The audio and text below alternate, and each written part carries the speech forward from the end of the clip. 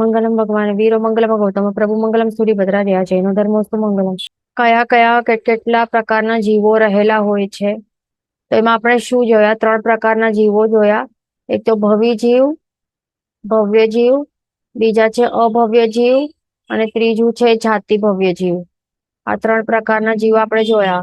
હવે ભવ્ય જીવમાં પણ 3 પ્રકારના જીવો હોય છે, એ ધ્યાન રાખવું ને આપણે સમજી લઈએ. જાતિ ભવ્ય છે, એક અભવ્ય છે, ને આ ત્રીજા છે ભવ્ય. ને તો ભવ્યમાં હજી 3 પ્રકાર છે, 3 સબટાઇપ્સ છે એના ભવ્ય જીવના. કયા છે? એક તો આ જાતિ ભવ્ય જીવ છે, ઓકે, આ એક ફર્સ્ટ સબટાઇપ. બીજું છે દૂર ભવ્ય જીવો, અને ત્રીજા છે લઘુકર્મી ભવ્ય જીવો. જાતિ ભવ્ય જીવો તો આપણે જોઈ લીધું હતું લાસ્ટ ક્લાસમાં. એ તે જાતિથી તો ભવ્ય જ છે, જાતિથી કેવા છે? ભવ્ય છે. દેટ મીન્સ એમની અંદર, આત્માની અંદર મોક્ષ પ્રાપ્તિની યોગ્યતા રહેલી છે. તેમના પાસે શું છે? જો સામગ્રી મળે ને તો મોક્ષ પ્રાપ્તિ કરી શકે એવા જીવો છે, એવી લાયકાત વાળા જીવો છે, યોગ્યતા વાળા જીવો છે. પણ એમને સામગ્રી જ પ્રાપ્ત થવાની નથી. સામગ્રી પ્રાપ્ત કેમ નહીં થાય? કારણ કે અવ્યવહાર રાશિની સૂક્ષ્મ નિગોદમાંથી નીકળીને ક્યારે પણ વ્યવહાર રાશિની અંદર એમને પ્રવેશ ક્યારે મળવાનું જ નથી. તો અહીંયાથી ત્યાં વ્યવહાર રાશિમાં જો આવશે જ નહીં, તો પછી મોક્ષ પ્રાપ્તિ યોગ્ય સામગ્રી પણ કેવી રીતે મળી શકે? જો વ્યવહાર રાશિમાં આવે તો મળી શકે ને, આવો ભાવ મળી શકે. હવે અવ્યવહાર રાશિમાં માત્ર એક જ ભાવ રહેલું છે ને, જન્મ મરણ એક જ ભાવમાં કરવાનું છે. જે જીવોના જીવ વિચારની મુજબ 563 જીવોના જે ભેદો છે, એમાંથી માત્ર એક જ ભાવ એમને કરવા મળે અવ્યવહાર રાશિમાં. કયો? સૂક્ષ્મ અનંતકાય, કે સૂક્ષ્મ જે નિગોદ છે, સૂક્ષ્મ સાધારણ વનસ્પતિકાય છે. ઓકે, આ 3 નામ છે. તો તે એક જ ભાવ, તેમાં જન્મ મરણ કરતા રહેવાનું છે, અનલિમિટેડ. અને બીજું જો એમાંથી નીકળે, બહાર આવે, વ્યવહાર રાશિમાં આવે, તો પછી આટલા બધા 563 જીવોના અલગ અલગ ભેદો છે, તો ત્યાં એ એક્સપ્લોર કરીને અલગ અલગ ઓપ્શન્સ એમના માટે ઓપન થઈ જાય, બીજા ભાવો કરી શકે. જે મનુષ્ય ભાવ છે, તો એ મનુષ્ય ભાવ પણ એમને મળી શકે ને. તો પછી કહેવાય કે મોક્ષની જે પ્રાપ્તિ યોગ્ય જે સામગ્રી છે મને પ્રાપ્ત થઈ શકે ને. એ મેઇન છે ને મનુષ્ય ભાવ. એ જ નહીં મળે, એ જ એક મોક્ષ પ્રાપ્તિ યોગ્ય સામગ્રી છે, તો એ ભાવ જ નહીં મળે, તો પછી કહેવાય કે સામગ્રી એમને મળવાની જ નથી. બધી સામગ્રી ક્યાં મળે? માત્ર વ્યવહાર રાશિમાં જે આવે જીવો એમને મળે ને. તો આ જાતિ ભવ્ય જીવો છે, તો અવ્યવહાર રાશિમાં જ ભટકતા રહેવાનું છે એમને, ફોર એવર માટે, અનાદિકાળ માટે, અનંતકાળ માટે. કોઈ અંત જ નથી. અનાદિકાળથી ભટકી રહ્યા છે ત્યાં જ, એક જ ભાવમાં જન્મ મરણ, અને અનંતકાળ સુધી ત્યાં જ એમનું જન્મ મરણ ચાલતું રહેશે. એટલા માટે આ જીવો ભલે જાતિથી ભવ્ય છે, પણ એ સાચે એમને મોક્ષની પ્રાપ્તિ ક્યારે થઈ શકવાની નથી, એવા છે. આ નંબર 1 ટાઈપ ઓફ ભવ્ય જીવો છે. હવે નંબર 2 ટાઈપ ઓફ ભવ્ય જીવ કયા છે? આ શું દેખાય છે? દૂરભવ્ય જીવો. આ દૂરભવ્ય જીવો કેવા હોય છે? કે તેઓ હજી સુધી ચર્માવર્ત કાળમાં હજી સુધી પ્રવેશ એમણે કર્યું નથી. એ કેવા છે? ક્યાં રહેલા છે? અચર્માવર્ત કાળવર્તી ભવી જીવો છે. આ નામ જ ખ્યાલ આવે છે કે દૂર ભવ્ય, કે બહુ દૂર છે એમના માટે. શું દૂર છે? મોક્ષ પ્રાપ્તિ ઘણો જ દૂર છે એમના માટે. એટલા માટે એ જીવોને દૂરભવ્ય જીવ કહેવાય છે. અને સાચો જો આપણે મિનિંગ જોઈએ ને, આ શબ્દનો મિનિંગ શું થાય છે, તો આ શું છે? દુર્ભવ્ય એટલે કે શું? બહુ દુઃખથી એમને, બહુ દુઃખ એટલે બહુ દુઃખ ભોગવીને, બહુ દુઃખથી એટલે બહુ મુશ્કેલીથી, ઘણી બધી તકલીફ, બહુ મુશ્કેલીથી એમને પ્રાપ્ત થઈ શકશે મોક્ષ. આ વર્ડનું લિટરલ મિનિંગ છે. આ વર્ડનું આ એવું મિનિંગ નહીં કાઢો. લિટરલ મિનિંગ જો કહીએ ને, તો એ લિટરલ મિનિંગ દૂર આ મિનિંગ નથી. દૂર ભવ્ય આ શબ્દનું ભવ્યતા દૂર છે એવું કઈ મિનિંગ નથી કાઢવાનું, આ વર્ડ નથી, પણ શું છે કે બહુ મુશ્કેલી પૂર્વક બહુ તકલીફથી એમને મોક્ષની પ્રાપ્તિ થઈ શકશે એવું છે એનું મિનિંગ, એ ધ્યાન રાખવાનું. અને બીજું મિનિંગ એ પણ આપણે જે ઇનડાયરેક્ટલી મિનિંગ જો આપણે કાઢીએ તો આવે છે શું કે જે ભવિજ્ય હજી સુધી ચર્માવર્ત કાળમાં પ્રવેશ કરેલ નથી, તો એવા જીવોને શું કહેવાય? દુર્ભવ્ય જીવો કહેવાય છે. એના કારણે શું થાય છે, હજી સુધી ચર્માવર્ત કાળમાં પ્રવેશ કર્યો ન હોય તો દેટ મીન્સ અચર્માવર્તી છે, બરાબર? અચર્માવર્ત કાળવર્તી છે. અને એવા જીવો આપણે પેલા ક્લાસમાં જોયા કે શું એમના માટે ઘણું ગોલ ગોલ ગોલ ગોલ ગોલ ગોલ ભટકતા રહેવાનું છે.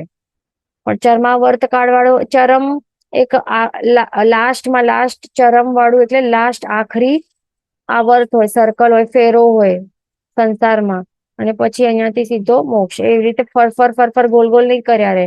જે ઘાંચીનો બળદ હોય ને, તો એ બળદ શું કરે? આવી રીતે એ ગોલ ગોલ ગોલ ફરતો રહે. તો એવું કોના માટે કહેવાય? એ અચર્માવર્ત કાળવર્તી જીવો માટે એવું હોય, ઘાંચીના બળદ જેવું એમના માટે હોય.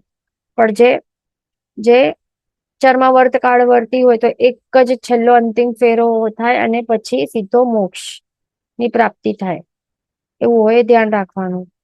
તો આ જે દુર્ભવ્ય જીવો છે એ અચર્માવર્ત કાળવર્તી છે. દેટ મીન્સ શું થાય? હજી ચર્માવર્તમાં પ્રવેશ નથી કર્યો, દેટ મીન્સ ઘણું બધું ફેરા ફરવાના છે, ઘણો બધો લાંબો સંસાર બાકી છે. અને આ જીવો અવ્યવહાર રાશિ તેમજ વ્યવહાર રાશિ બંનેમાં રહેલા હોય છે, એ ધ્યાન રાખવાનું.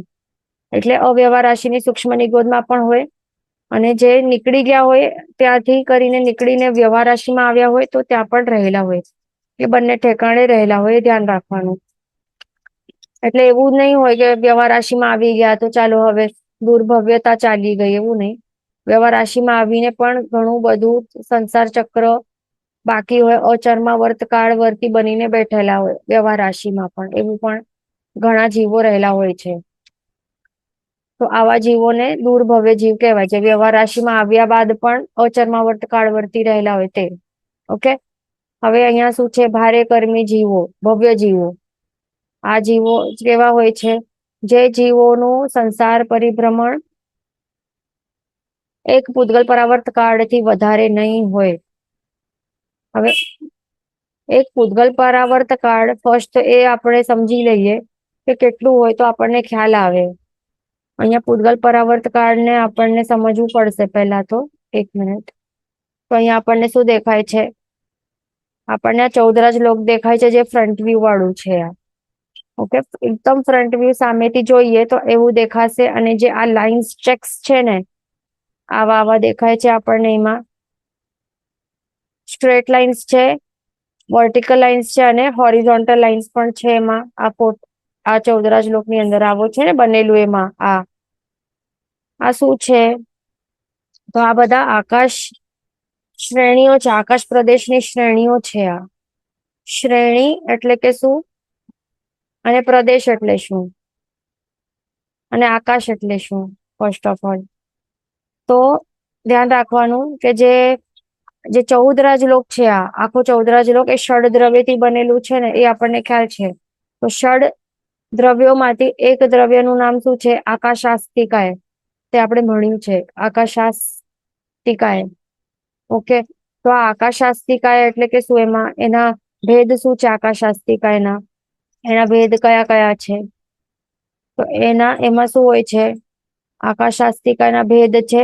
એક તો જે 14 રાજલોકની અંદર રહેલું છે, તો એને શું કહેવાય છે? લોકાકાશ કહેવાય છે. અને જે બહાર છે એને અલોકાકાશ કહેવાય. તો આ આકાશાસ્તિકાયના કેટલા 3 ભેદ હોય છે, એ ધ્યાન રાખવાનું. 3 ભેદ શું હોય છે? સ્કંધ, દેશ, પ્રદેશ, એ આપણે ભણ્યું હતું. ઓકે, સ્કંધ, દેશ અને પ્રદેશ. તો પ્રદેશ શું હોય છે? જે નાનામાં નાનું સૌથી સૂક્ષ્મ પાર્ટિકલ હોય, સૂક્ષ્મમાં સૂક્ષ્મ પાર્ટ ઓફ આકાશાસ્તિકાય હોય તો એને શું કહેવાય? પ્રદેશ કહેવાય. એ ધ્યાન રાખવાનું. જે સૌથી નાનામાં નાનું યુનિટ હોય, નાનામાં નાનું પાર્ટિકલ હોય, કે નાનામાં નાનું ભાગ હોય કે જે કેવલ જ્ઞાનીની દૃષ્ટિથી પણ એના જે બે વિભાગો આપણે નહીં કરી શકીએ તો એને શું કહેવાય? પ્રદેશ કહેવાય છે. તો આકાશ આસ્તિકાના જે પ્રદેશ છે તો એને શું કહેવાય? આકાશ પ્રદેશ કહેવાય. ઓકે, તો આકાશ પ્રદેશ કેવો હોય? આવા જેના બે ભાગ નહીં થઈ શકે એવા આખો ઠાસીને ભરેલો છે ને આ 14 લોકની અંદર જે લોકાકાશ છે અને 14 લોકની બહાર અલોકાકાશ છે. તો બંને જગ્યા શું છે? આકાશ પ્રદેશો જ છે ને. તો આકાશ પ્રદેશો આવી રીતે ઠાસીને ભરેલા છે બાજુ. તો હવે અને એ પણ એમની એક સ્પેસિફિક અરેન્જમેન્ટ ગોઠવણ રહેલી હોય છે. એમ કેમ જેમ તેમ રેન્ડમલી નહીં હોય. રેન્ડમલી આવી રીતે ક્યાં પણ શું એવી રીતે નહીં હોય, પણ આ આકાશ પ્રદેશોનું પણ એક પ્રોપર અરેન્જમેન્ટ રહેલું હોય છે. આ કેવી રીતે? એક પ્રોપર સ્ટ્રેટ લાઈનમાં, આમ આવી રીતે બાજુમાં એક પ્રોપર પરફેક્ટ હોરિઝોન્ટલ લાઈનમાં આવી રીતે આકાશ પ્રદેશો રહેલા હોય. અને આ આકાશ પ્રદેશોની જે એક જ હોરિઝોન્ટલ પરફેક્ટ લાઈનમાં રહેલા હોય તો એને શું કહેવાય? તે શ્રેણી કહેવાય. શ્રેણી મીન્સ એક લાઈન. ઓકે, તો આ એક લાઈન છે. આ આકાશ પ્રદેશો જે એક જ સેમ લાઈનમાં રહેલા છે હોરિઝોન્ટલી, તો એને શું કહેવાય છે? કે આકાશ શ્રેણી કહેવાય છે. એ ધ્યાન રાખવાનું. એટલે આ એક આકાશ પ્રદેશોની એક શ્રેણી છે, એક લાઈન છે. તેમજ જે એકદમ સ્ટ્રેટ એક જ વર્ટિકલ ડાયરેક્શનમાં જે આકાશ પ્રદેશો રહેલા હોય ને, એકદમ સ્ટ્રેટ, અહીંયા આપણું આડું અવળું થાય છે પણ એકદમ સ્ટ્રેટ ધ્યાન રાખવાનું. એકદમ લાઈનમાં ઠાસીને એકદમ બાજુમાં આવી રીતે રહેલા હોય. તો જે એક સ્ટ્રેટ એવી રીતે વર્ટિકલ એક જ લાઈનમાં રહેલા હોય તો એને પણ શું કહેવાય? આકાશ પ્રદેશોની એક શ્રેણી કહેવાય. એટલે આ પણ એક આકાશ પ્રદેશની એક વર્ટિકલ શ્રેણી છે અને આ એક હોરિઝોન્ટલ શ્રેણી છે. તો આવી કેટલી શ્રેણીઓ હોય? તો આવી રીતે તો એવી રીતે ક્વેશ્ચન આવે તો હમણાં જ આપણે જે કહ્યું કે આખો આકાશ પ્રદેશમાં આખા ઠાસીને એવી રીતે લાઈનસર આવી રીતે બાજુમાં આકાશ પ્રદેશો રહેલા હોય. અને કેટલા નંબર ટોટલ કેટલા હોય? અસંખ્યાતા. એ તો આપણે ષડદ્રવ્યમાં આપણે ભણીએ તો ત્યારે આપણને ખ્યાલ હશે. તો અસંખ્યાતા ટોટલ એવા આકાશ પ્રદેશો હોય ક્યાં? લોકાકાશની અંદર. અને અલોકાકાશ બહાર તો અનંતા હોય ઓબ્વિયસલી. જે અંદર છે 14 લોકની અંદર ક્યાં કેટલા હોય? અસંખ્યાતા હોય. હવે આ અસંખ્યાતા આકાશ પ્રદેશો એક લાઈનમાં છે. દરેક લાઈનને શું કહેવાય? જે અહીંયા દેખાય છે આ આકાશ પ્રદેશોની શ્રેણીઓ છે. આવી રીતે આ હોરિઝોન્ટલ આકાશ પ્રદેશોની શ્રેણીઓ છે. અને આ આખી વર્ટિકલ સ્ટ્રેટ વર્ટિકલ પરપેન્ડિક્યુલર આ શું છે? 90 ડિગ્રીઝમાં આ બધી વર્ટિકલ આકાશ પ્રદેશોની શ્રેણીઓ છે. અને જો આપણે આ 3D વ્યૂ જોઈએ કે કેવી રીતે હોય તો અહીંયા આપણને દેખાય છે આવી મેશની જેમ આવી રીતે શ્રેણીઓ બાજુમાં હોય. આ હોરિઝોન્ટલ શ્રેણીઓ અને આ વર્ટિકલ શ્રેણીઓ. અને જો ટોપ વ્યૂ થી જોઈએ તો ટોપ વ્યૂ થી આપણને આવું લાગે. ઓકે, આકાશ પ્રદેશની શ્રેણી એવી રીતે સ્ટ્રેટ એકદમ એવી રીતે હોય છે. તો આટલું આપણું ક્લિયર થઈ ગયું. આકાશ પ્રદેશ અને શ્રેણીઓ શું હોય છે એ આપણે જોઈ લીધું. હવે અહીંયા આપણને શું જોવાનું છે કે પૂતગલ પરાવર્ત કાળ કેટલું હોય છે. ઓકે, એ કેટલા એટલે પૂતગલ પરાવર્તા શું છે? યુનિટ, એક યુનિટ ઓફ ટાઈમ છે ને. શું ટાઈમ ને મેઝર કરે છે? આવું એક યુનિટ ઓફ ટાઈમ છે. ટાઈમ એટલે કે કાળને મેઝર કરે છે. એટલે કેટલું કાળ? એક સમય એટલે કે કાળનું નાનામાં નાનું સૂક્ષ્મમાં સૂક્ષ્મ સૌથી ટાઇનીએસ્ટ ભાગ જે કેવલ જ્ઞાનીની દૃષ્ટિથી એના બે ભાગ નહીં થઈ શકે એને એક સમય કહેવાય. અને વધતું જાય. જો વધારે કરી તો લવ સ્તોક ને બધું આપણે ભણ્યું હતું ને, મુહૂર્ત, ઘડી, દિવસ, રાત્રિ, અહોરાત્રિ, માસ, પછી ઋતુ, એ બધું ભણ્યું હતું આપણે. વર્ષ ને પછી બધા આવે, પલ્યોપમા આવે, સાગરોપમા આવે, તો પછી કાળચક્ર, ઉત્સર્પિણી કાળ, અવસર્પિણી કાળ, એ બધું આવે ને. બધું યુનિટ્સ ઓફ ટાઈમ છે. અને હજી એક પણ આપણે આ પણ સાંભળ્યું છે કે પૂતગલ પરાવર્ત કાળ. તો આ કેટલું કાળ છે? આપણે આટલું સાંભળ્યું છે કે એક પૂતગલ પરાવર્ત કાળ એટલે કેટલો? એમાં અનંતા અનંતા ઉત્સર્પિણી અવસર્પિણીઓ આવી જાય, એટલે કે અનંતા કાળ ચક્રો આવી જાય. આખા આખા કાળ ચક્ર એ કેટલા? અનંતા. એમાં હાફ ઉત્સર્પિણી હાફ અવસર્પિણી હોય. એ આખાને શું કહેવાય? એક કાળ ચક્ર કહેવાય. તો આખા એવા કાળ ચક્ર એ કેટલા? અનંતા. અનંતા કાળ ચક્ર ઇઝ ઇક્વલ્સ ટુ એક પૂતગલ પરાવર્ત કાળ. તો હવે એ અનંતા પણ એટલે કેટલું? આપણને એવું ક્વેશ્ચન આવે એટલે અનંત એટલે કેટલું? નેવર એન્ડિંગ હોય કે કેટલું? એક અપ્રોક્સિમેટ આપણને અહીંયા શાસ્ત્રકાર ભગવંત પણ બતાડે છે. પૂતગલ પરાવર્ત કાળ ને પણ એક આપણને સમજો કે આપણા પાસે જો કેવલ જ્ઞાન પ્રગટ થયેલું હોત તો આપણને ખ્યાલ આવી જાત ને કે કેટલું હોય. પણ હમણાં આપણી જેટલી બુદ્ધિ છે, જેટલું જ્ઞાનાવન્ય કર્મનું આવરણના કારણે જ્ઞાન ગુણ જેટલું પણ ઉગાડ હોય, ઓછું વધારે, તો એના હિસાબે આપણને થોડું ઘણું સમજમાં આવે ને, એના માટે આપણને શું બતાડ્યું છે? એક એક્ઝામ્પલ બતાડ્યું છે. એને કહેવાય ક્ષેત્ર પૂતગલ પરાવર્ત કાળ. એટલે કે એ આ ટાઈપથી આપણને ગણતરી કરાવે છે.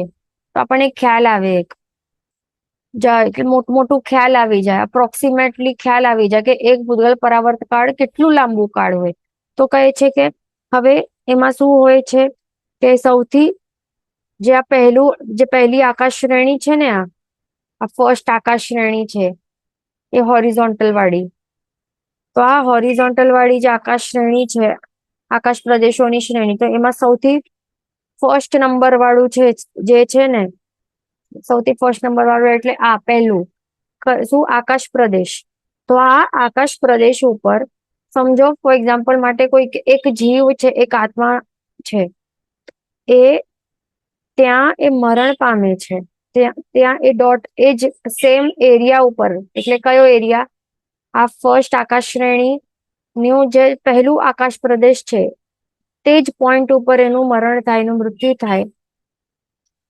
તો એને આપણને કાઉન્ટ કરવાનું. ઓકે, એને આપણને કાઉન્ટ કરવાનું. એટલે કાઉન્ટ એટલે શું? ત્યાંથી કાર્ડની ગણતરી સ્ટાર્ટ કરવાની. એટલે જે સ્ટોપ વોચ હોય ને, સ્ટોપ વોચ આપણે લગાડીએ, આપણને ટાઈમની ગણતરી કરવી હોય. સમજો કે કોમ્પિટિશન હોય કે સમજો કે ખાવાનું છે, આખો થાળ ભરીને ખાવાનું છે, કોણ કેટલું વાર લગાડે છે. તો એ ગણતરી કરવા માટે ખાવાનું સ્ટાર્ટ કરે, ફર્સ્ટ બાઈટ મોઢામાં નાખે તો આપણે સ્ટોપ વોચ સ્ટાર્ટ કરીએ ને, ક્લોક સ્ટાર્ટ કરીએ આપણે.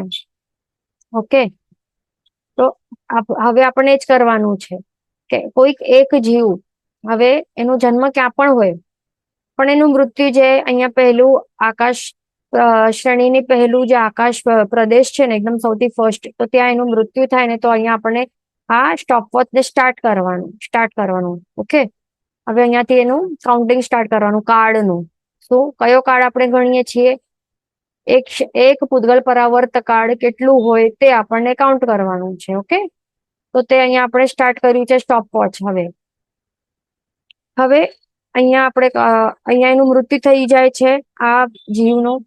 પછી શું જરૂરી છે કે એનું જે જન્મ થશે કે અહીંયા આજુબાજુ થાય અને પછી મૃત્યુ એના એકદમ બાજુવાળા સેકન્ડ આકાશ પ્રદેશ ઉપર મૃત્યુ થાય, એવું કઈ કમ્પલસરી છે? નથી ને, એવું કઈ ફિક્સ નથી. એનું આ આત્માનો જન્મ છે એ ક્યાં પણ થઈ શકે છે, અને મૃત્યુ પણ ક્યાં પણ થઈ શકે છે ને. આખા 14 શ્લોકમાં તો ક્યાં પણ થઈ શકે છે મૃત્યુ તો, રાઈટ? તો હવે સમજો કે એને અમુક ભવો કર્યા. કેટલા? એક્ઝામ્પલ માટે સમજો 10 ભવ કર્યા. 10 ભવ કરીને સમજો એક ભવ અહીંયા કર્યું અને મૃત્યુ અહીંયા પામ્યું. પછી બીજો ભવ કર્યો અને ક્યાંક અહીંયા મૃત્યુ પામ્યું. ત્રીજા ભવનો ભવ કરીને અહીંયા મૃત્યુ પામ્યું. ચોથો ભવ અહીંયા મૃત્યુ પામ્યું. અહીંયા પછી પાંચમામાં અહીંયા, છઠ્ઠા અહીંયા, સાતમો અહીંયા, આઠમો અહીંયા, નવમો અહીંયા, તો આવી રીતે, અને 10મો અહીંયા. તો આવી રીતે ક્યાંક એને જન્મ પામીને આવા અલગ અલગ આકાશ પ્રદેશોમાં એને મૃત્યુ પામ્યું. પછી હવે શું થાય છે? 11મા ભવમાં શું થાય છે? અમુક જગ્યાએ એનું જન્મ થયું, પણ એનું મૃત્યુ ક્યાં થશે? હવે સમજો કે જો એનું મૃત્યુ છે ને, એનું મૃત્યુ જો આ ફર્સ્ટ આકાશ પ્રદેશ છે ને, એની એકદમ બાજુમાં, એકદમ સેકન્ડ જે એના એકદમ નિયરેસ્ટ સૌથી બાજુમાં જે હોરિઝોન્ટલ જે આકાશ શ્રેણી છે, આકાશ પ્રદેશોની શ્રેણી છે, તો એમાં અહીંયા પહેલું છે આકાશ પ્રદેશ અને એકદમ એનું બાજુમાં જે સેકન્ડ આકાશ પ્રદેશ છે ને, તો ત્યાં જ જો એનું મૃત્યુ થાય ને અહીંયા, તો પછી શું કરવાનું, તો એ આપણને ગણવાનું છે. બરાબર, એ પ્રદેશને આપણને કાઉન્ટ કરવાનું છે, એટલે કે ધીસ વિલ બી કાઉન્ટેડ. પણ ઘડિયાળ જે છે, આ સ્ટોપવોચ છે, એ તો ચાલુ જ છે, કઈ બંધ નથી કરવાનું. એક વખત ચાલુ થઈ ગયું એ બસ ચાલુ થઈ ગયું છે, એ ધ્યાન રાખવાનું, આ ચાલુ જ છે. પણ આકાશ પ્રદેશ, કયો આકાશ પ્રદેશ ને કાઉન્ટ કરવાનું, તો તે અહીંયા વાત છે. ઓકે, કયો કાઉન્ટ કરવાનું, જે બાજુમાં હશે ને મૃત્યુ, જે બાજુમાં, જે અહીંયા ફર્સ્ટ આકાશ પ્રદેશ છે, એના બાદ સેકન્ડ અહીંયા આકાશ પ્રદેશ છે, પછી થર્ડ આકાશ એના બાજુમાં પ્રદેશ છે, પછી ફોર્થ, ફિફ્થ, સિક્સ. તો કાઉન્ટિંગ તો આની જ કરવાની છે, આ જ આકાશ પ્રદેશોની કાઉન્ટિંગ કરવાની છે. એટલે જો જન્મ, સમજો કે અહીંયા ફર્સ્ટ અહીંયા મૃત્યુ પામ્યું અને પછી 10 ભાવ કરીને ક્યાં અલગ અલગ અહીંયા મૃત્યુ પામ્યું, તો એ આકાશ પ્રદેશોને નહીં કાઉન્ટ કરવાનું. ઓકે, આ કઈ કાઉન્ટ નથી થવાના. આટલા 10 ભાવો કરીને પછી 11મા ભાવ નું કરીને જે અહીંયા એકદમ બાજુમાં સેકન્ડ આકાશ પ્રદેશમાં એ મૃત્યુ પામશે ને, તો એ અહીંયા કાઉન્ટ થશે. આ કાઉન્ટ થયું. પછી સમજો કે હજી એને 100 કે 200 ભાવ અહીંયા ત્યાં મૃત્યુ પામે, તો એ કઈ નહીં ગણાય. પછી 100 ભાવ કરીને કે 200 ભાવ કરીને પછી અહીંયા આ ત્રીજા આકાશ પ્રદેશ ઉપર મૃત્યુ પામશે ને, તો આ કાઉન્ટ કરાશે. આ ઓકે, આ કાઉન્ટ કરાશે, અને બીજો કોઈ કઈ પણ કાઉન્ટ નહીં કરાય. અને આ સ્ટોપવોચ છે એ ચાલુ જ છે, કન્ટિન્યુ ચાલુ છે, ટાઈમ ગણવાનું આપણું કન્ટિન્યુ ચાલુ જ છે, એ ધ્યાન રાખવાનું. ઓકે, અહીંયા પછી એવી રીતે કરીને કેટલા, એટલે શું કરવાનું છે, આ આખી જે આ લાઈન છે ને, આ જે ફર્સ્ટ લાઈન દેખાય છે ને, આટલી છે ને, એ આખી કમ્પ્લીટ કરવાની છે એને.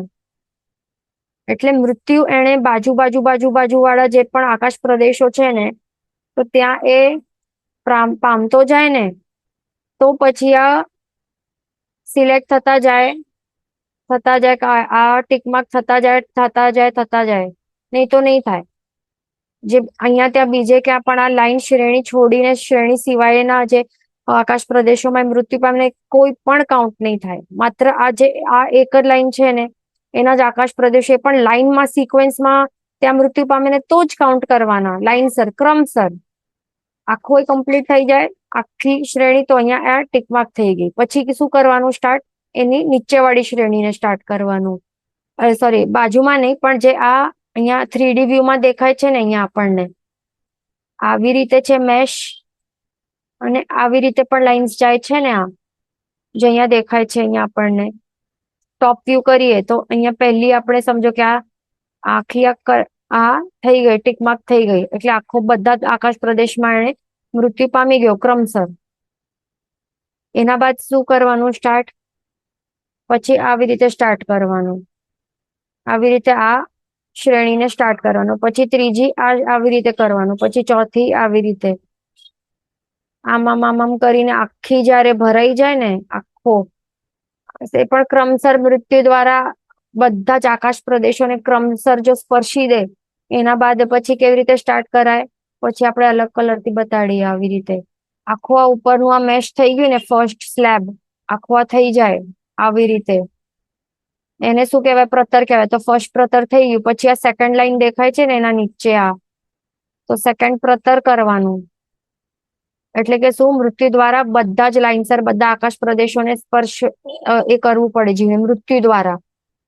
આવી જ રીતે આ બધું સેકન્ડ મેશમાં પણ એવી રીતે આખો એ સ્પર્શે મૃત્યુ દ્વારા, તો એ પણ ટીકમાર્ક થાય. તો આવી રીતે આખો જ આ 14 રાજલોકમાં આખા દરેક જગ્યા એને મૃત્યુ દ્વારા બધા જ આકાશ પ્રદેશોને સ્પર્શ કરવાનું છે, ક્રમસર, એ પણ કમ્પલસરી. અને જે વચ્ચે બીજે ક્યાં એ અનંતા ભવો પણ કરે ને, બીજા વચમાં ક્યાં પણ જે સિક્વન્સમાં નથી, આઉટ ઓફ સિક્વન્સ વાળા એ મૃત્યુ તો પામે જ ને ઓબ્વિયસલી, ક્યાં પણ, તો એ કઈ નહીં ગણાય. પણ અહીંયા સ્ટોપવોચની ટાઈમની ગણતરી તો હજી ચાલુ જ છે. તો જયારે આ પોઈન્ટ થી કરીને આખો આ કમ્પ્લીટ કરે અને અહીંયા સુધી પહોંચે ને, છેલ્લામાં છેલ્લું, તો ત્યારે શું કહેવાય? આટલું જે કાર્ડ છે ને અહીંયા એ મૃત્યુ પામે ને છેલ્લો, તો ત્યારે આ સ્ટોપ વોચ ને બંધ કરવાનું અને પછી એ ટાઈમ ગણવાનું કેટલા કેટલા અનંતા કાળ ચક્રો વીતી ગયા હશે, એમાં કેટલું કેટલું બધું કાળ વીતી ગયો, અનંતા વર્ષો વીતી ગયા હશે. તો એ આખાને મળીને શું કહેવાય? એક ક્ષેત્ર પૂતગલ પરાવર્ત કાળ અથવા તો એક પૂતગલ પરાવર્ત કાળ એને કહેવાય છે. આ શાસ્ત્રકાર દ્વારા ભગવાન તેવી રીતે કહે છે, આપણને ધ્યાન રાખવાનું. એટલે અહીંયા આપણને ખ્યાલ આવી ગયો કે એક પૂતગલ પરાવર્ત કાળ કેટલું કેટલું લાંબુ હોય, એને શા માટે અનંતા કાળ ચક્ર કહેવાય છે? એટલે ઓબ્વિયસલી અનંતા કાળ ચક્રો તો વીતી જ જશે ને. આ ક્રમસર થોડી કોઈ મૃત્યુ પામતો હોય જીવ. આકાશ પ્રદેશ હોય તો ક્યાં પણ મૃત્યુ પામી શકે છે ને. અને વચ્ચે જો નરકના ભવ આવે તો કેટલા હોય? એ પણ 33 સાગરોપમ વર્ષ વાળું હોય. પછી દેવતાનું કોઈક એક ભાવ મળી ગયું, તે કેટલું હોય? પણ એક જ ભાવ કેટલું મોટું મોટું પણ મળી શકે છે જીવને.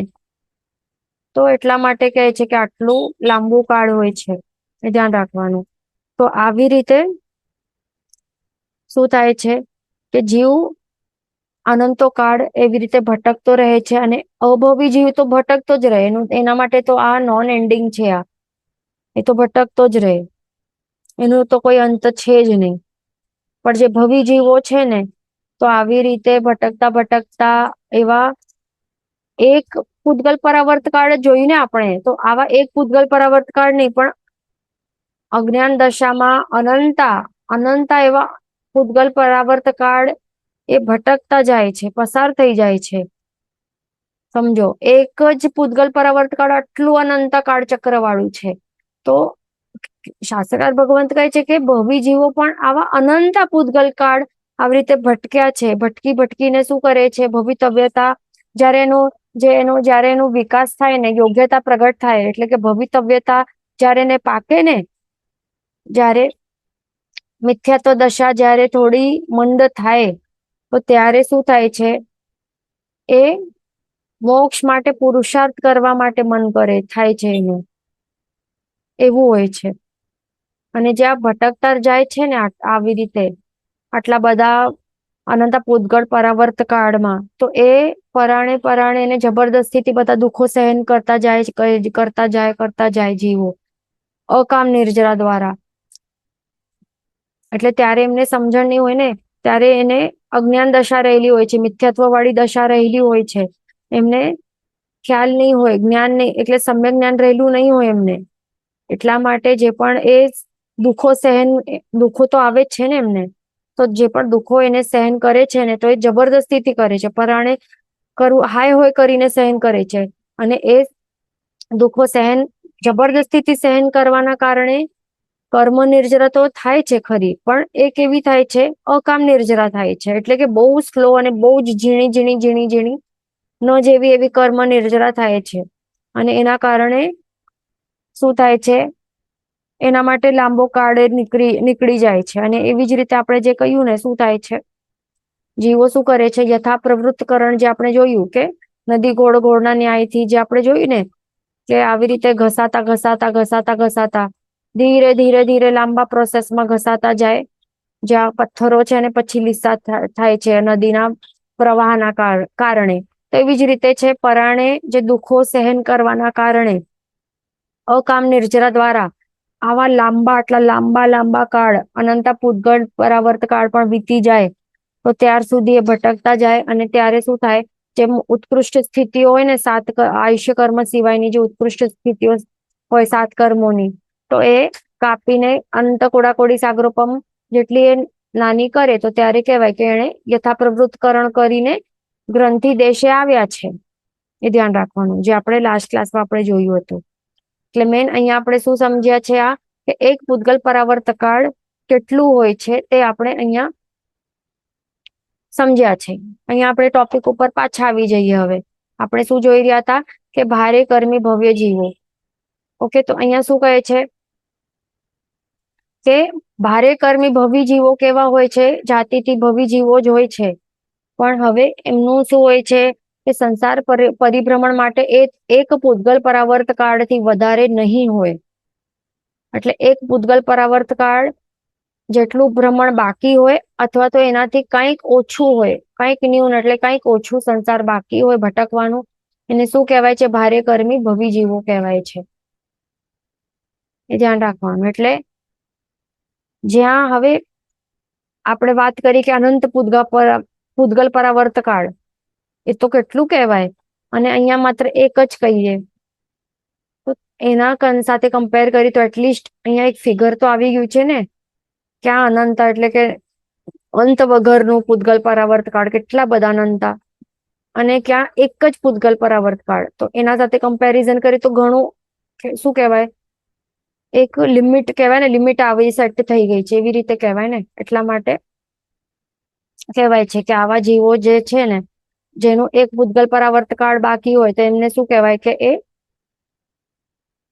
શું ચર્માવર્ત કાળમાં આવી ગયેલા હોય છે. જે આપણે લાસ્ટ ક્લાસમાં જોયું હતું કે ચર્માવર્ત કાળ એટલે કે એક છેલ્લું આવર્ત, એક છેલ્લું ફેરો સંસારનું, એક જેનું બાકી હોય અને પછી મોક્ષની અવસ્થાની પ્રાપ્તિ કરી શકે, તો એવા જીવોને શું ચર્માવર્ત કાળવર્તી જીવ કહેવાય. અને એ કેટલું હોય, આખો આ જે એક ફેરો કેટલું હોઈ શકે છે? એક પૂતગલ પરાવર્ત કાળ જેટલું હોઈ શકે છે, અથવા તો એનાથી કંઈક ન્યૂન. અને ચર્માવર્ત કાળ એટલે કે શું આપણે કહીએ ને એક્ઝેક્ટ કેટલું કાળ, તો એક પૂતગલ પરાવર્ત કાળ. ધ્યાન રાખવાનું, બરાબર. ચર્માવર્ત કાળ એટલે કેટલું? એક પૂતગલ પરાવર્ત કાળ. એ ધ્યાન રાખવાનું. તો આ ભારે કર્મી જીવોનું કેટલું? એક જ પૂતગલ પરાવર્ત કાળ બાકી હોય, એટલે કે એક જ છેલ્લો આવર્ત બાકી હોય. અને આવા જીવો વ્યવહાર રાશિ તથા અવ્યવહાર રાશિમાં રહેલા હોય છે. એટલે અવ્યવહાર રાશિમાં પણ હોય ને તો પણ ટોટલ સમય જેટલું કહેવાય ને કે એક પૂતગલ પરાવર્ત કાળ જેટલું જ હોય. અને પછી જયારે ત્યાંથી નીકળે અને પછી વ્યવહાર રાશિમાં જાય તો પણ ટોટલ એનું કેટલું? એક પૂતગલ પરાવર્ત કાળની અંદર જ ઇન્ક્લુડેડ હોય એમનું અવ્યવહાર રાશિમાં નું જે સમય હોય ને, જેટલું પીરિયડ ઓફ ટાઈમ જે વિતાવવાનું હોય, પ્લસ વ્યવહાર રાશિમાં આવી જાય તો ટોટલ એક પૂતગલ પરાવર્ત કાળ જેટલું. અને બીજા જે આ વ્યવહાર રાશિમાં ભારે કર્મી રહેલા હોય જીવો, તો એમના માટે પણ એક પૂતગલ પરાવર્ત કાળ જેટલું બાકી હોય તો એમને ભારે કર્મી જીવો કહેવાય છે.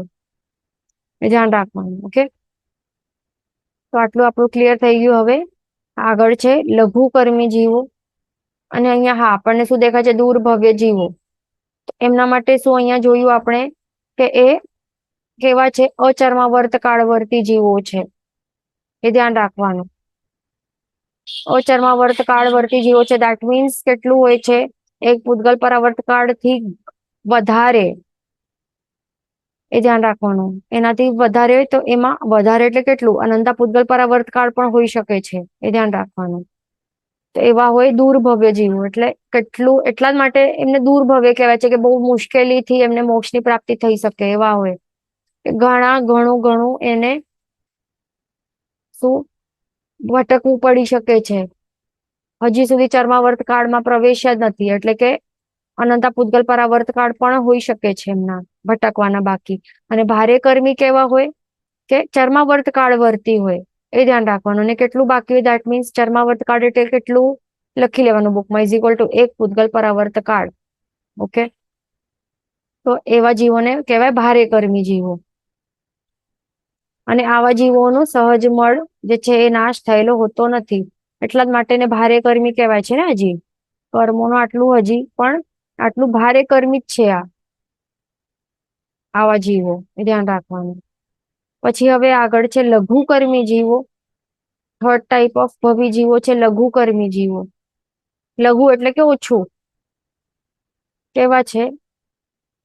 એમનો સંસાર માત્ર અર્ધ પૂતગલ પરાવર્ત કાળ કરતા કંઈક ન્યૂન હોય એને લઘુ કર્મી ભવ્ય જીવો કહેવાય છે. એટલે જાતિથી તો તે કેવા છે? ભવ્ય છે. મોક્ષ પ્રાપ્તિની યોગ્યતા લાયકાત રહેલી છે એમનામાં, એટલા માટે ભવી જીવો કહેવાય. પ્લસ એમનું લઘુ કર્મી પણ છે. એટલે કે કેટલું છે? માત્ર અર્ધ પૂતગલ પરાવર્ત કાળ કરતા કંઈક ન્યૂન. એટલે અર્ધ પૂતગલ પરાવર્ત કાળ એટલે કેટલું? આપણે હમણાં જોઈએ ને કે એક પૂતગલ પરાવર્ત કાળ એટલે કેટલું? એક ચર્માવર્ત કાળ એટલે છેલ્લું એક સંસારનું ફેરો બાકી. પણ અર્ધ પૂતગલ પરાવર્ત કાળનું એટલે એનું હાફ કરવાનું. ઓકે, એનું હાફ કરવાનું. એક પૂતગલ પરાવર્ત કાળથી હાફ કરી નાખવાનું.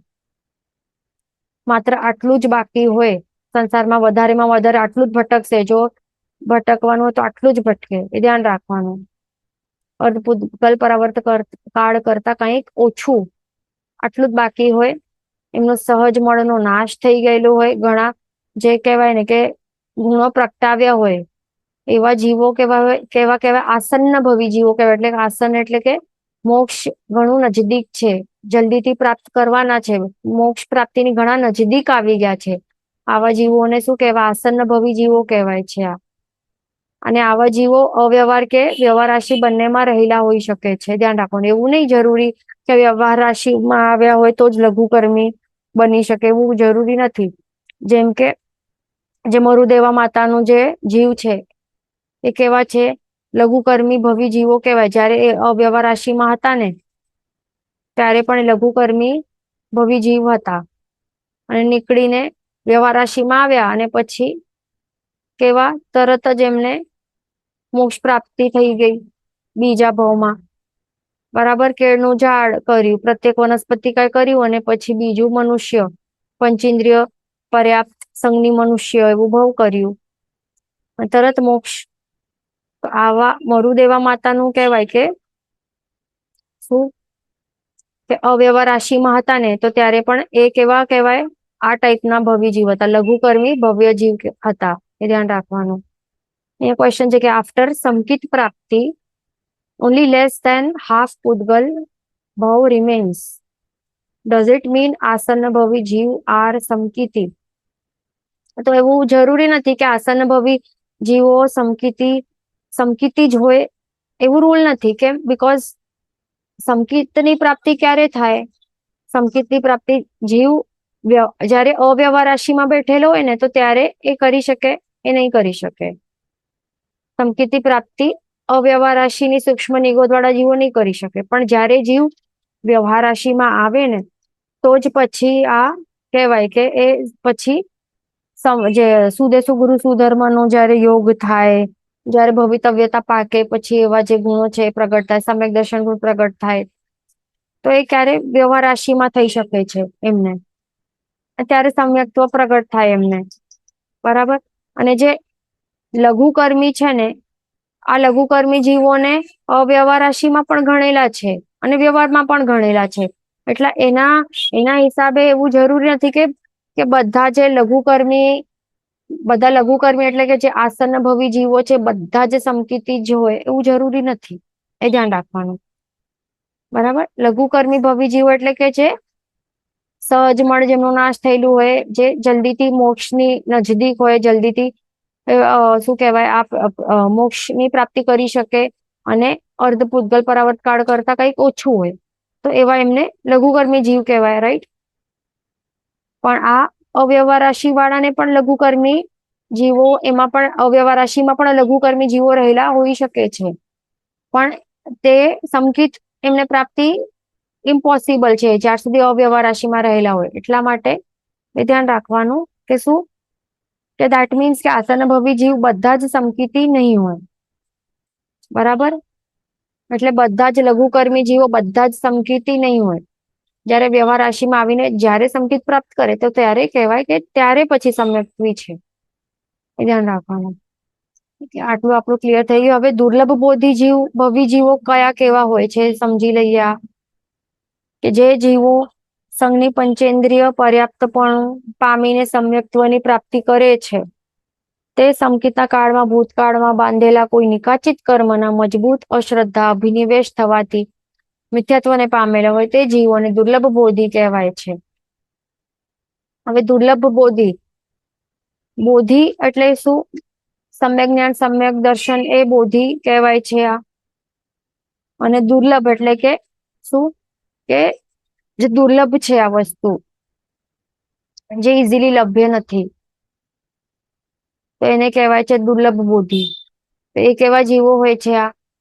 કે એમણે સમ્યક્ત્વ પ્રગટ થયું છે, આત્મામાં આ ગુણ પ્રગટ થયું છે, પણ સમ્યક્ત્વનું વમન કરી દીધું એમણે, મિથ્યાત્વ દશામાં આવી ગયા, પડી ગયા, પહેલા ગુણ સ્થાને કે પડી ગયા, મિથ્યાત્વ દશામાં આવી ગયા. તો હવે આ સ્ટેજમાં તે જીવને શું કહેવાશે? દુર્લભ બોધિ જીવ કહેવાશે. એ ધ્યાન રાખવાનું. અને આવા જીવ પછી એમને દુર્લભ બોધિ પછી શા માટે કહેવાય છે? કારણ કે હવે આ મિથ્યાત્વ દશામાં આવી તો ગયા, પણ હવે એમનું જે દુર્લભ બોધિપણું જે છે ને, એ સંખ્યાતા એટલે કે કાઉન્ટેબલ અને અસંખ્યાતા એટલે અનકાઉન્ટેબલ, આટલા ભવો સુધી એ રહેલું હોઈ શકે છે. તો આવા જીવોને શું કહેવાય છે? દુર્લભ બોધિ ભવ્ય જીવ કહેવાય છે. એ ધ્યાન રાખવાનું. અને આ જીવો નિયમા વ્યવહાર રાશિમાં હોય છે. તો એ નિયમા શા માટે અહીંયા કહેલું છે? નિયમા વ્યવહાર રાશિમાં જ રહેલા શા માટે? બીકોઝ આ પહેલા અહીંયા સમકિત પામીને પછી એ સમકિત નું વમન કરીને પહેલા ગુણ સ્થાનકે પડ્યા છે, ફર્સ્ટ ગુણ સ્થાનકે. તો સમ્યક તો મળે જ ક્યારે જીવોને? જ્યારે આ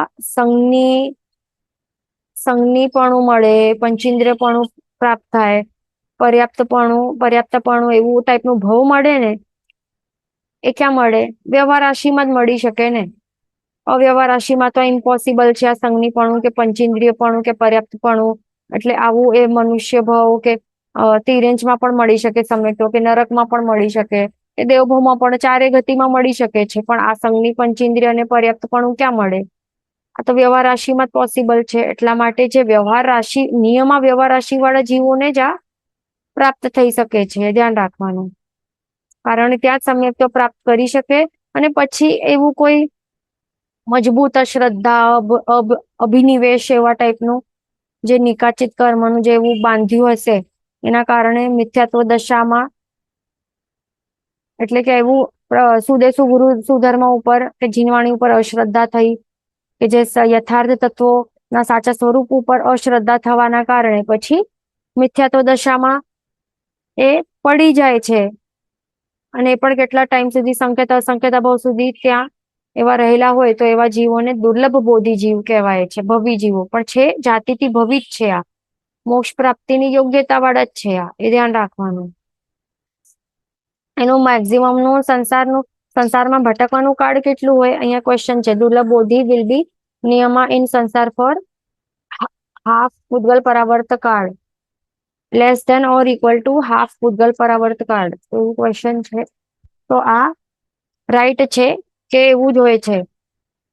કેમ? કારણ કે સમ્યક દર્શન ગુણ કોઈ જીવને પ્રગટ થાય તો દેટ મીન્સ એનું જે સંસારનું પરિભ્રમણ કેટલું બાકી હોય, જે એ અડધું કપાઈ જાય. દેટ મીન્સ હાફ પૂતગલ પરાવર્ત કાળ એટલું મેક્સિમમ હોય, એટલું જ ભટકવાનું, આટલું જ મેક્સિમમ, વધારેમાં વધારે, એનાથી વધારે નહીં હોય. અને ઓછું તો કેટલું પણ હોઈ શકે છે. સંખ્યાતા ભાવમાં અસંખ્યાતા ભાવો પણ કેટલા પણ હોઈ શકે છે. ઓછો પણ મેક્સિમમ અર્ધ પૂતગલ પરાવર્ત કાળ જ બાકી હોય. એ ધ્યાન રાખવાનું. તો એ કયા જીવો માટે સમ્યક્ત્વ જે પ્રગટ કરે, તો એ પોઈન્ટ ફ્રોમ દેટ સમય ઓનવર્ડ્સ કેટલું ગણવાનું, ત્યારથી જ ગણવાનું હોય છે. તો એ મેક્સિમમ અર્ધ પૂતગલ પરાવર્ત કાળ આટલું જ બાકી હોય. એ ધ્યાન રાખવાનું. તો હવે આ જે દુર્લભ બોધિ જીવો છે, એમને સમ્યક દર્શન ગુણ પ્રગટ થઈ ગયું છે, અને પછી એ પડ્યા છે ને. તો જે પોઈન્ટ ઉપર એમને સમ્યક પ્રગટ થઈ, તો ત્યારથી એમની ગણતરી કરવાની સંસારની.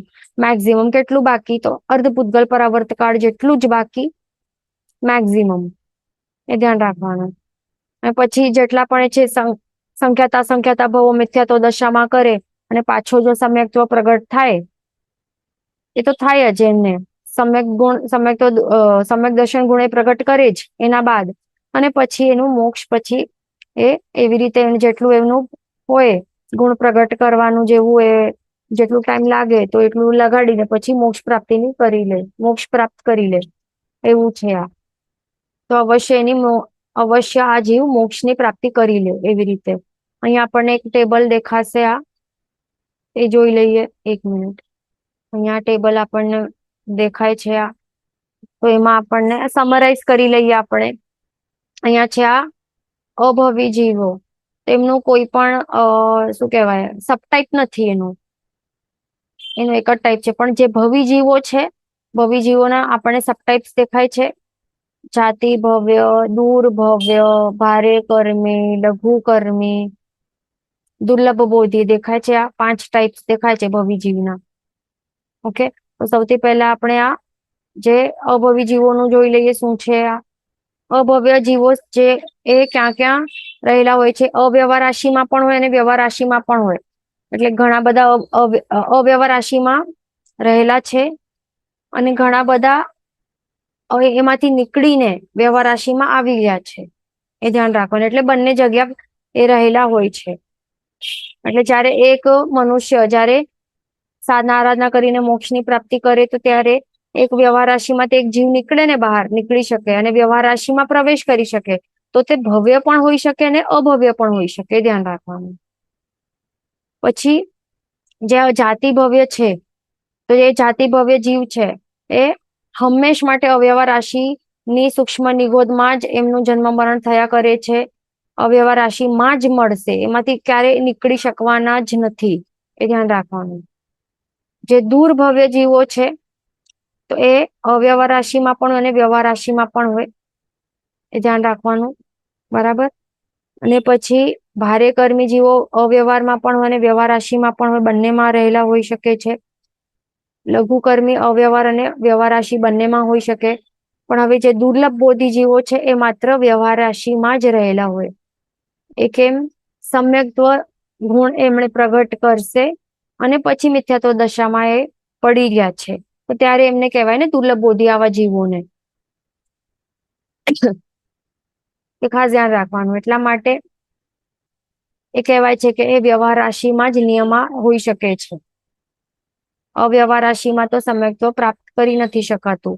એટલા માટે અવ્યવહાર રાશિમાં દુર્લભ બોધિ જીવો એક પણ નહીં હોય. એ ખાસ ધ્યાન રાખવાનું. પછી નેક્સ્ટ પોઈન્ટ શું છે?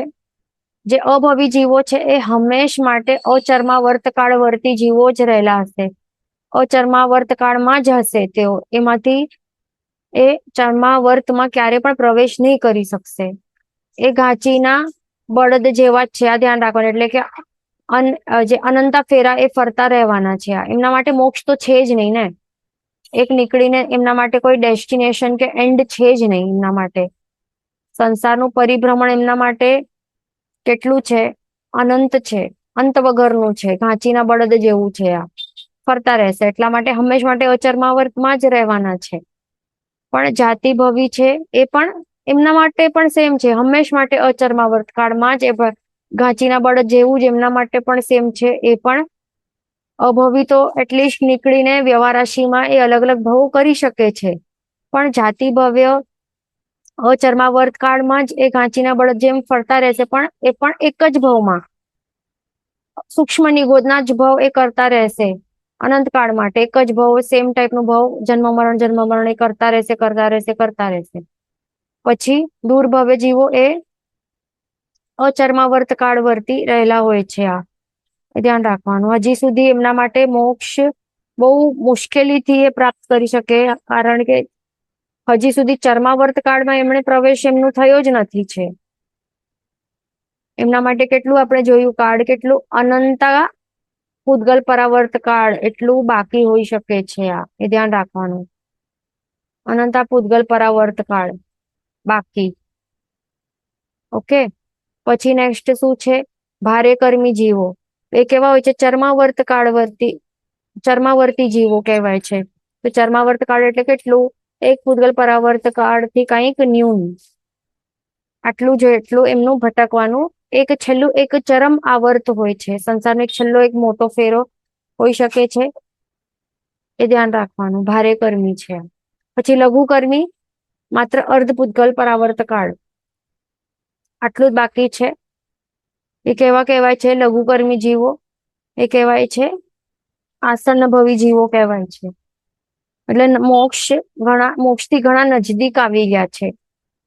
પછી દુર્લભ બોધિ જીવો કેવા છે? અર્ધ પૂતગલ પરાવર્ત કાળ જ બાકી છે. એટલે ભલે સમકિત પામીને મન થઈ ગયું છે, સમકિતનું પહેલા ફર્સ્ટ ગુણ સ્થાનકમાં પડી ગયા છે અને સંખ્યાતા કે અસંખ્યાતા ભાવ ત્યાં જ મિથ્યાત્વ દશામાં રહેશે, પણ અવશ્ય એનું સંસાર તો આટલું જ છે ને બાકી, કારણ કે સમ્યક તો સ્પર્શી ગયું છે ને એક વખત, તો અર્ધ પૂતગલ પરાવર્ત કાળ જ બાકી રહેશે. અને સંસારની જે ગણતરી છે ને, કાઉન્ટડાઉન, એ કાઉન્ટડાઉન તો સ્ટાર્ટ થઈ ગયું છે ને. પછી અભવી જીવો માટે શું છે?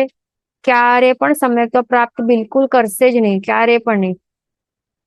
અનંતકાળ માટે અનાદિ અનંતકાળ એટલે સ્ટાર્ટિંગ થી પહેલા ગુણ સ્થાનક ઉપર જ હતા, મિથ્યાત્વ ગુણ સ્થાનક ઉપર જ હતા, અનંતકાળ સુધી ફોર એવર માટે મિથ્યાત્વ દશામાં, એટલે કે પહેલા ફર્સ્ટ ગુણ સ્થાનક ઉપર જ રહેશે, ક્યારે પણ એના ઉપર ચડી જ નહીં શકવાના.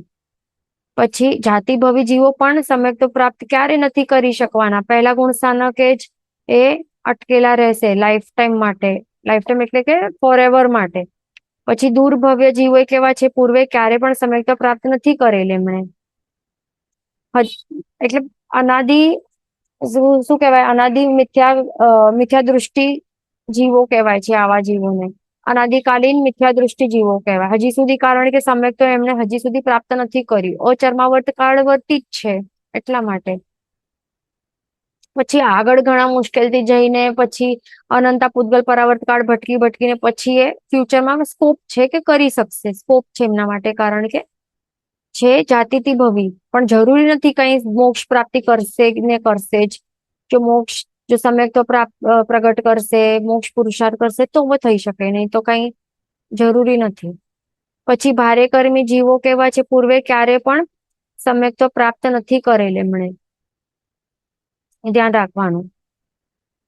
ચર્માવર્ત કાળવર્તી એટલે અહીંયા અચર્માવર્તમાંથી ચર્માવર્તમાં એમનું પ્રવેશ થયું છે આ, પણ હજી સુધી સહજ મળ જે છે એમનું નાશ નથી થયું, સમ્યક્ત્વ હજી સુધી એમણે પ્રાપ્ત નથી કર્યું, એ ધ્યાન રાખવાનું.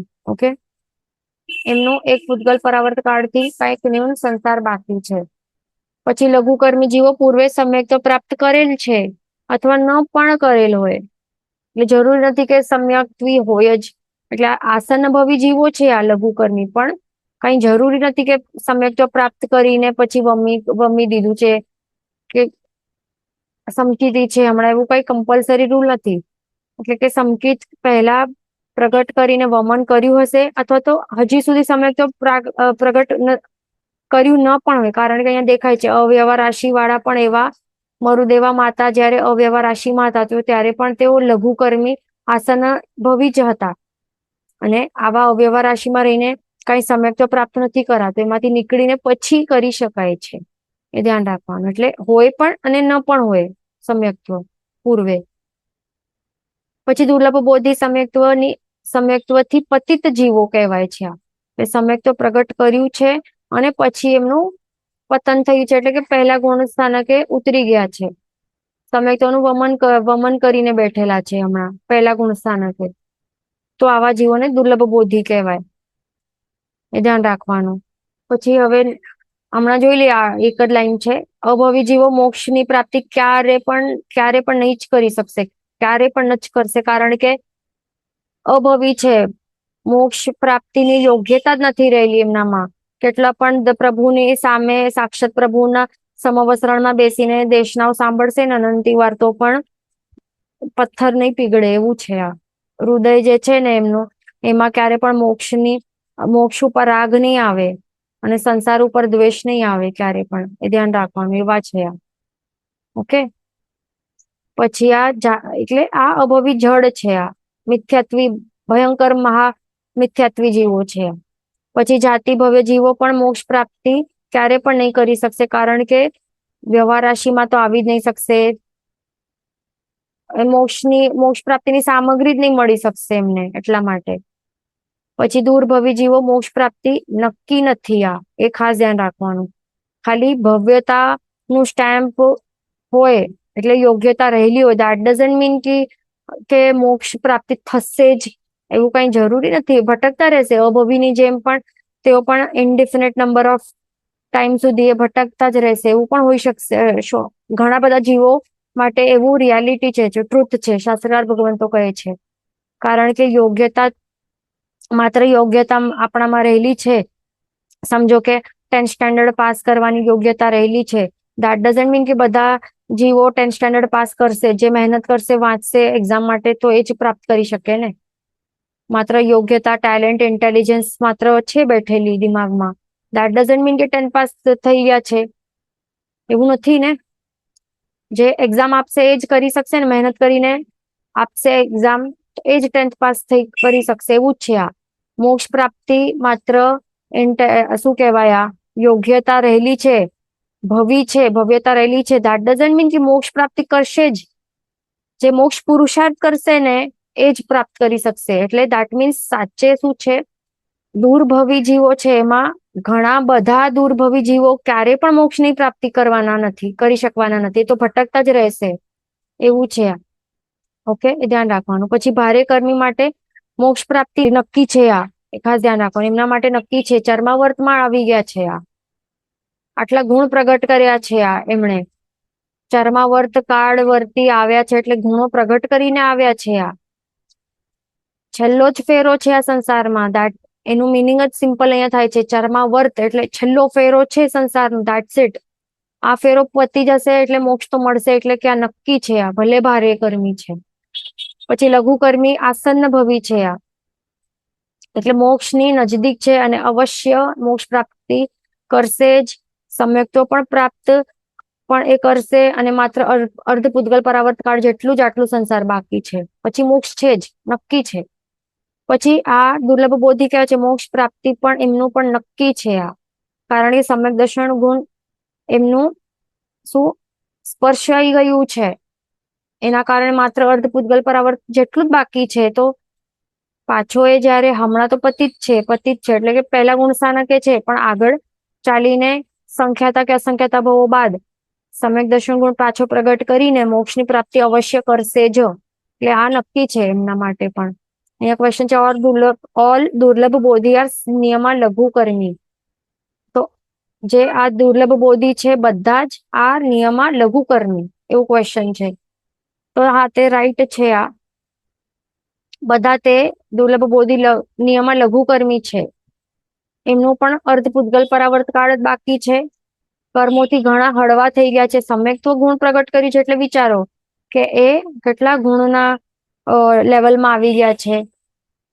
અને આટલા ગુણ જયારે પ્રગટ ક્યારે થઈ શકે, જયારે કર્મોનું એ શું કરે છે, જે દર્શન સપ્તક છે એનો નાશ કરે, બરાબર, અથવા તો ક્ષપશમ કરે, તો ત્યારે જ ઉપશમ કરે તો જ એ સમ્યક્ત્વ ગુણ પ્રગટ કરી શકે ને. એટલે કર્મોના લેવલમાં એ લઘુકર્મીના લેવલ સુધી એ કહેવાય કે હા, એ પણ લઘુકર્મી છે. કારણ કે અહીંયા જે પણ પૂર્વે સમ્યક્ત્વ ગુણ પ્રગટ કર્યા હોય તો એમનું પણ લેવલ સેમ કહેવાય.